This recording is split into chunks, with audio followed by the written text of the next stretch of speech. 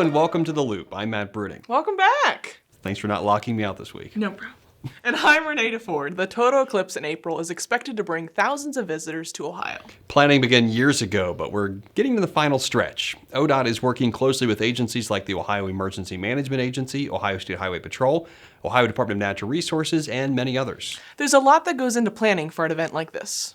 We've had partner meetings, we've had planning meetings, we've met with state agencies, we've talked to all the different folks that have a role in keeping Ohioans safe, and we want to make sure that their planning and their preparedness efforts are going to pay off on the day of April 8th.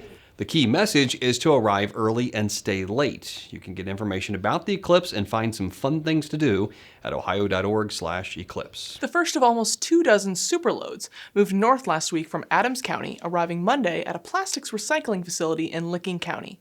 Weighing in at 390,000 pounds, it was quite the sight for many along the way. We want to keep in mind this is the smallest of the loads, so what we've been preparing for are the biggest of the loads. And this is just kind of to test those pinch points along the route, and we've learned a lot already, like where we need to make little adjustments here and there. And we've gone faster than we ever dreamed we would go, and we're making adjustments to the second load schedule accordingly. A second load is on the way right now. Here's the route these loads will take to get to either New Albany or Hebron. One cool story, the kids at Portsmouth West Elementary School stood outside to wave and watch. Listen to how excited they were to see it go by.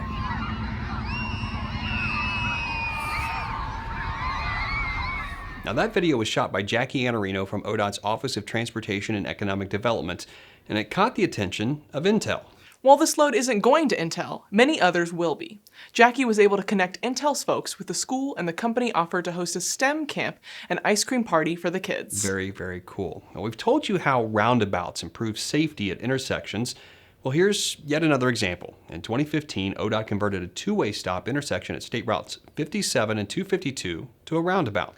In the 6 years before construction, there were a total of 20 crashes here. With the intersection just a half-mile south of the Buckeye Local Schools campus, it caught the eye of ODOT engineers. Looking at 6 years after the roundabout opened, there have been only 9 crashes. That is a 55% reduction.